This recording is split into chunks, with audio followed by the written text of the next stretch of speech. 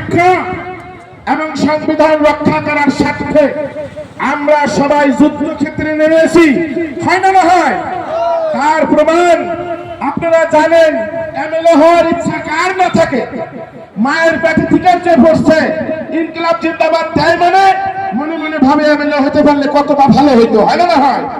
আজ সেই এমএলএর পথ ছাইড়া দিয়া আমিনুল ভাই তা খুঁজে আসছে যে এই এমএলএ না, এই এমএলএ হবার গেলে আমার জাত আর কোনকে আমরা রক্ষা করতে পারবো না, আমার মা এবং বোনকে আমি রক্ষা করতে পারবো না। তাই আমিনুল ভাই নিজের এমএলএর প্রার্থিত্ব প্রত্যাশী হওয়ার পরে নিজের নমিনেশন সাবমিট করার পরে সমস্ত কিছু ছাইড়া দিয়া আজকে আপনাদের তারে তারে ভোট ভিক্ষা করতেছে অন্য প্রার্থী হইয়া, ওনার জন্য কিন্তু না। मेरे भाइयों, मेरे अजीज दोस्तों, मेरे आवामों, मेरे बुजुर्गों, मेरे नौजवानों, এইবার আমাদের সময়, ইনকিলাবের সময়। এইটা আমাদের স্বাধীনতা সংগ্রাম তৃতীয় স্বাধীনতা সংগ্রাম নয়, এইটা আমাদের অধিকারের স্বাধীনতা সংগ্রাম। এই সংগ্রামে আমরা যদি দলমত